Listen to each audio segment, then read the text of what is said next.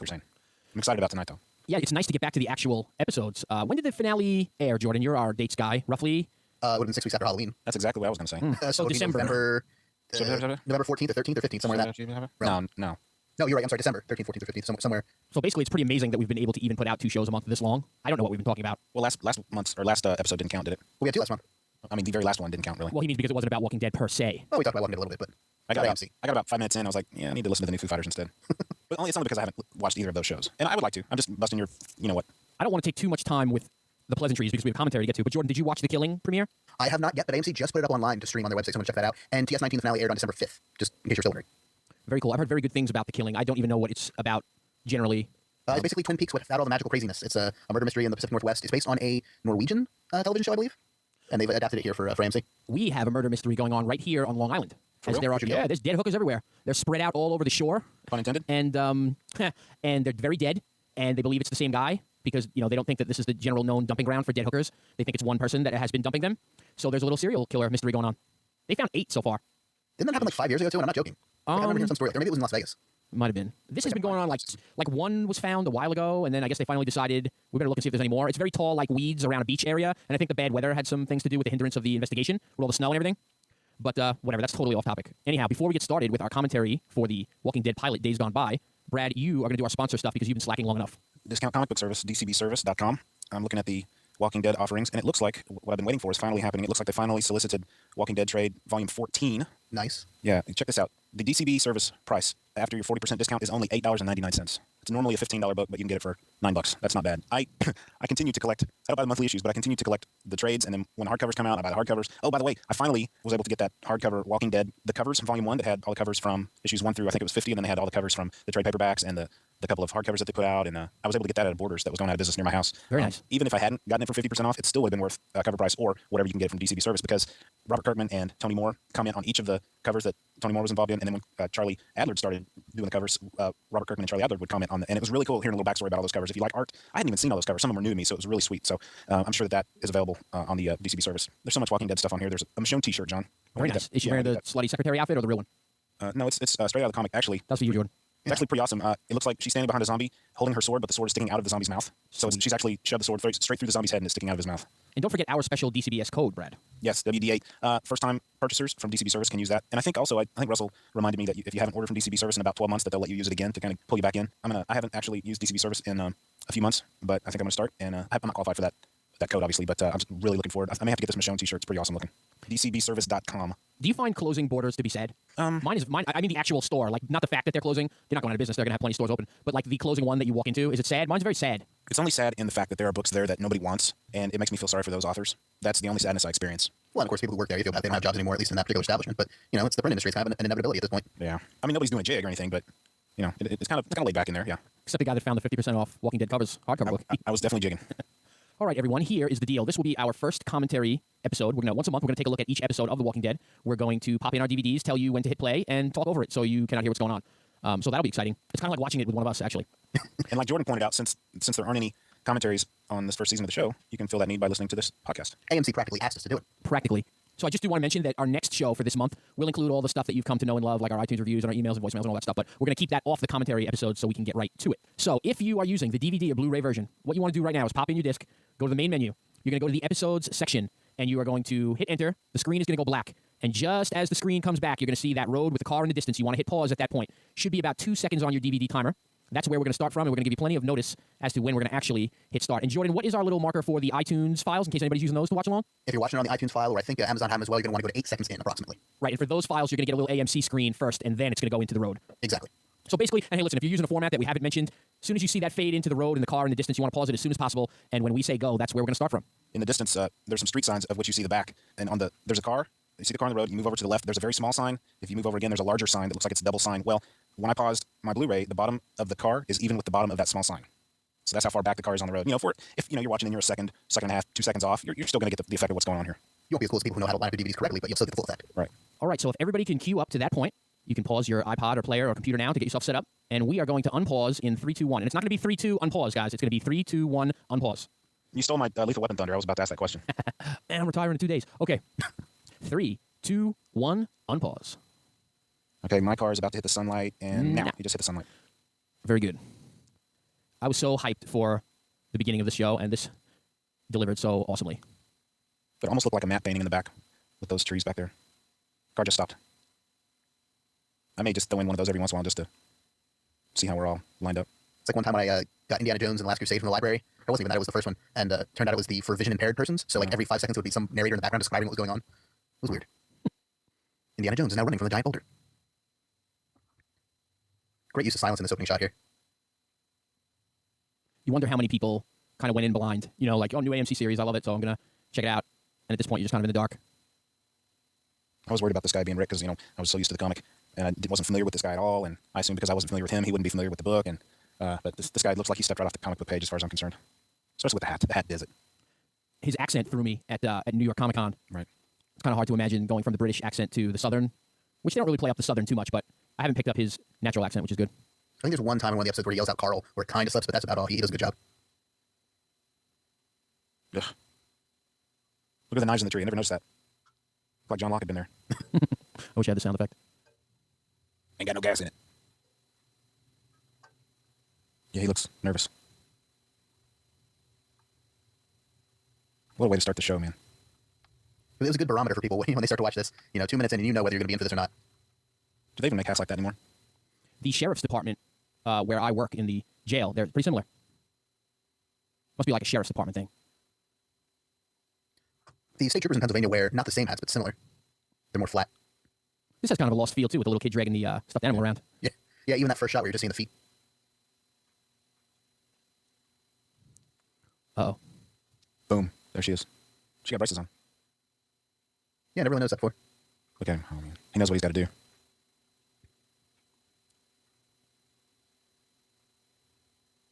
Gee, Merry Christmas. Can you believe that? The great makeup, too, Mm-hmm. And this great theme song. I love the work Bear McCreary did here. This opening is really cool with all the stuff floating in the space between you and what you're looking at. It's just really nice. It's almost like you're looking at a photograph behind glass. Mm-hmm. That was our bus that we see later. It's nice they included Charlie Adler in that credit there. Oh, yeah, definitely. All right, here we go. I never noticed what John said about Shane dipping his fries in his ketchup. I think that came in an email or voicemail. I don't think I noticed that either. This was just a good scene, though, like giving them you're getting like the good buddy banter here, and it sets the tone that, they really were good friends, and it kind of helps put into perspective what's going to happen later. It's one of those nice changes from the comic because we never really got a scene like this before the outbreak between them. No, I'm holding the Volume 1 hardcover right now, turned into the front. I mean, it literally, the first thing we see in the comic is the two of them hiding behind their car, and the guy in the truck's already shooting at him, so this is all brand new here.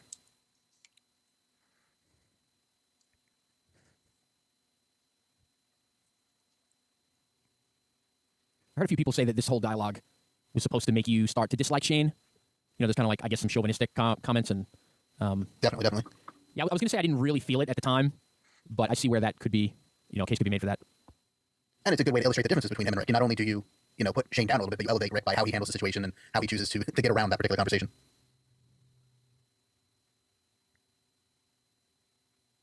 Watching this now, watching Shane's, when he asks about Laurie, and watching Shane's facial expressions, it almost comes across as that he's already had an interest in Laurie for a while.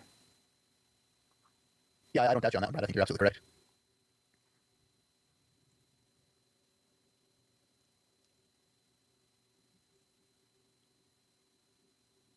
I might have heard that accent right then when he said whenever. Maybe it's just because the volume's down low, though, and I imagined it. I know people from the area of Georgia tend to say that the accents in the show are pretty atrocious, but for a northerner like myself, I can't tell the difference. I don't know. We had some family friends who lived in Georgia, and one of the daughters sounded pretty much like this.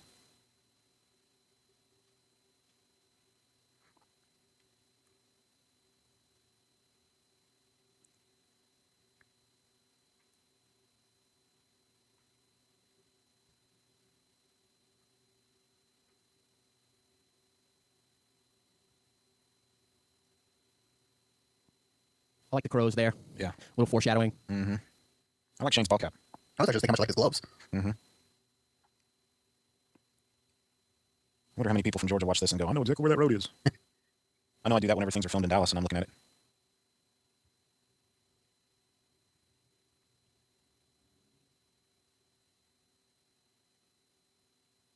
Looks like he did a little bit of his own stunt driving there.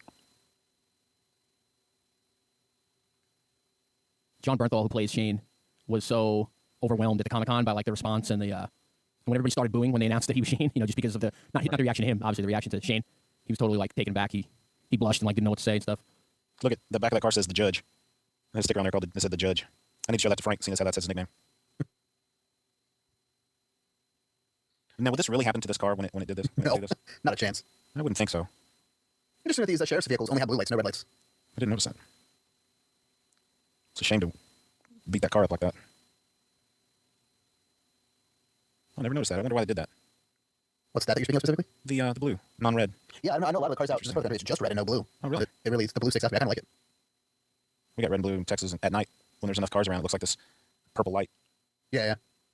I mean, of course, it varies by county. Some have both, some have just one. But I don't know. Those guys must be pretty high or something. Because if I'm gonna hop out of a car and start shooting, I'm gonna get behind something before I start shooting. Like that guy.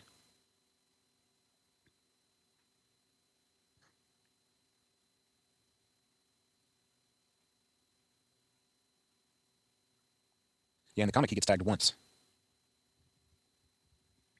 It was a nice change. How many people are in that car? It's like clowns. That guy probably should have tried to make a run for it. Yeah. Stay down in the grass, maybe crawl away.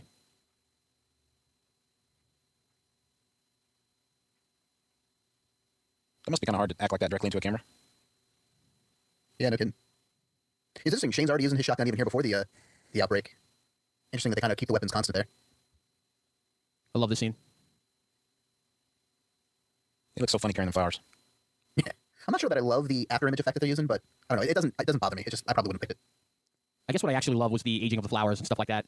Afterwards, well- the subtle hints that all that time had passed. Yeah, that's really the only reason I can even think of having the flowers. He just kind of explained it too about the dispatch picking them out.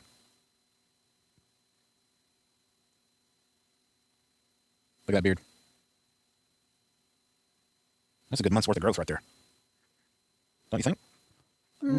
I might go closer to 2 weeks maximum, but Okay, I mean, so that's going to depend on the my beard individual. doesn't grow as fast then, I guess. Maybe. I mean, I know my facial hair grows faster than my regular just top of my head hair, but I'm sure that's all individual. Look at the flowers. You can see the petals like on the table they had fallen off. In the overhead shot, you could really tell. Yeah, you can see all those. I wonder if there's any significance to that time. 217. I know there's several Stephen King references thrown in because of the Oh, relationship that's between right. Stephen King and Daredevil, but I don't know that that's one of them. I don't know enough Stephen King to be sure.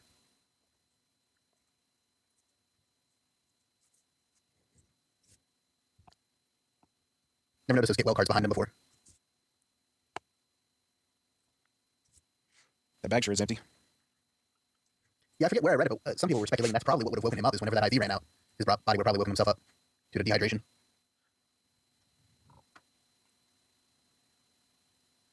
Water still works. Now, it was one of our listeners who pointed out that this bed is different than the one that Shane actually puts in front of the door in a later episode, didn't they? Sounds familiar. Yeah.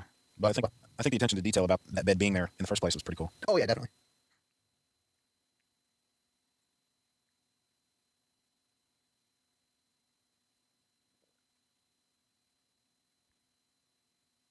Another detail, that other clock behind him stopped at the same time. I sure did. I think the seconds were the same too. They must be electricity powered then, huh? Yeah, I guess. I didn't think about that. Donate blood.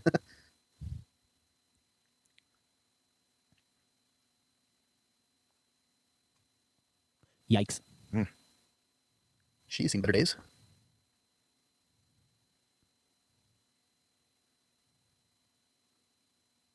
I still think it's funny how we all thought that the words coming up on these doors came right out of the book, but they certainly aren't there at all. Right. I've been thinking that since the promo art showed that door. Yep. You know what? I think it's got to be from later in the comic then, right? I think it's from, I don't want to give anything away, but I think it's from a Yeah. later locale. Yeah, I think we mentioned this earlier in one of our earlier episodes. This shot here is creepy. Well, I mean, but whether it is used in the book later or not, I mean, it's certainly a testament to their attention to detail in terms of the tone of the show, that Yeah. it feels like something that belongs. I sat next to a guy on the train the other day who had nails looking like that. It was very creepy. Luckily, he did not try to eat me. Look at the blood on the walls.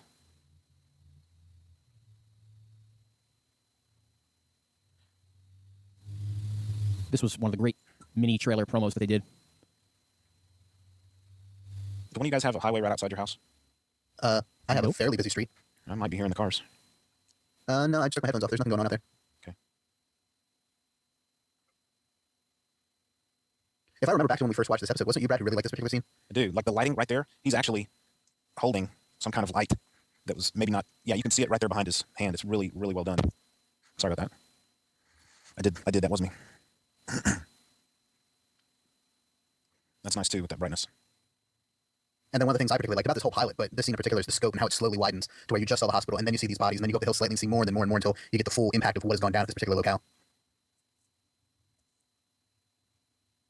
I wonder how they got all those flies to hang around. Or do you think those are CG flies? They look real flies to me. That's a good question. I think they probably are real. I agree with you. They look that way. I suppose if you put out enough like rotting fruit or something, but then you have to act around that. You know, it looks like they could put some catfish bait out there or something. You know? Yeah. I sure would like to ask that question of somebody. Nice swelling of the score here.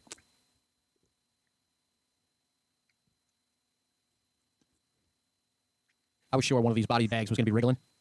You know, like they tied somebody up and then Yeah. and then Holy crap! Look at all those bodies. That's what I mean. Where just like you just keep widening out. Look at the destruction in the building behind him. Where it looks like there was an explosion of some type, maybe. Yeah. A dead dog over here on the lawn. I think it's a dog. Something. It's like a body. It looks like legs sticking out of a dress. Oh yeah, I think you might be right. And then this crawl over the hill to the helicopter and another bombed out building. I like how there's color in it, but it's not overly saturated with color. I think it's nice. this was really cool because it really widened the scope. You know, like there was a military stand being made that he slept through, for lack of a better word. Yeah. I'd be interested if any of our listeners know. Both those helicopters had cross centaurs above the number 7. If anybody could tell us exactly what that means, it'd be kind of interesting. Here's, of course, Bicycle Girl.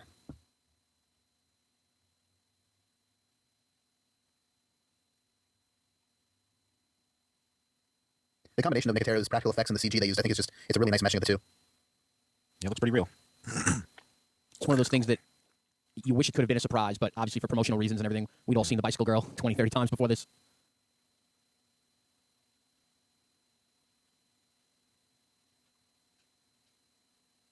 Drawers are pulled out, flung everywhere.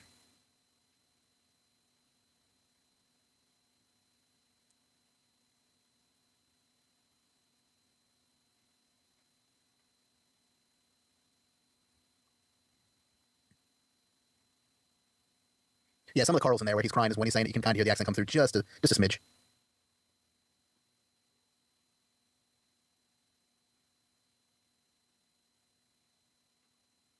I like the scene.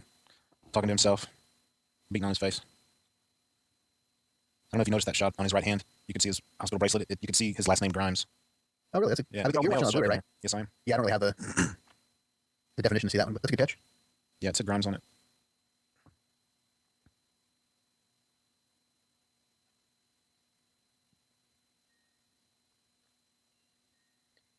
The zombie in the distance, of course, evokes the beginning of Night of the Living Dead, where they have just a single zombie off in the distance in the graveyard. Yep. I always thought that was cool. It looked like Rick was waving, like, hey, what's up? I really think they should have used that Hanna-Barbera clonk sound here. And it kind of did. Heavens to Betsy. Oh. That was great.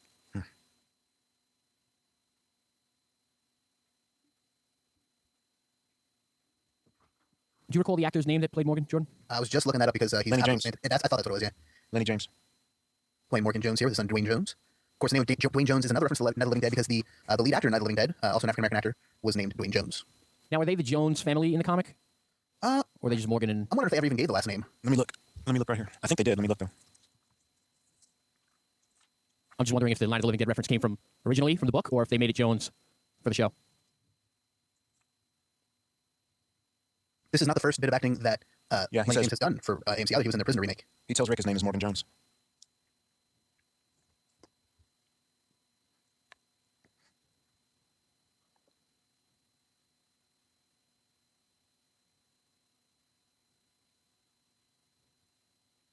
Those are particularly ugly bed sheets.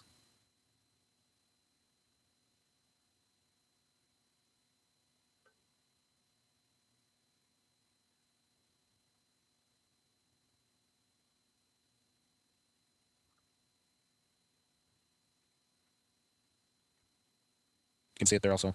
Oh, yeah.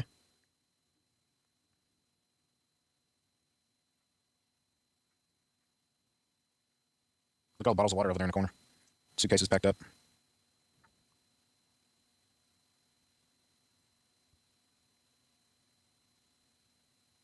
Okay, so this isn't the Joneses' house. He just said it was Fred and Cindy Drake's house. Right, they had come up. They were heading towards Atlanta, right, with his wife when she got bit. Oh, okay, we'll find that out, I guess, here in a minute.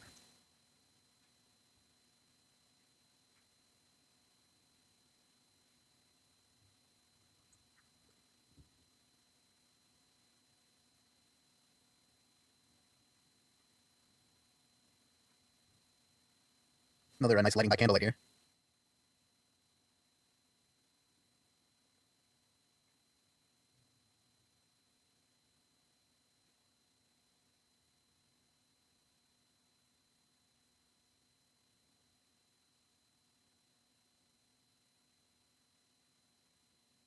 Beard kind of looks fake. Well, I know they have certain stuff that they can spread on stubble to make it look thicker and fuller, right? I Yes. remember they used it on wall sometimes. It's called Wow, I Got Hair. Is that really the name of it? Or? No, that was a Saturday Night Live skit. Okay. And his Lenny James looks real, but his right there looks glued on. This could have been a pickup shot later on after they, or reshoots after they'd done some other stuff after he'd shaved. True that. John still with us? He is. All right. Have either of you guys seen the movie The Road? I heard it was way too depressing, and I haven't brought myself to watch it yet. It is super depressing. This just reminds me of a scene in that movie. I had trouble sleeping after seeing The Road. I had to watch part of Despicable Me. No, it's the most unsettling movie I've ever seen.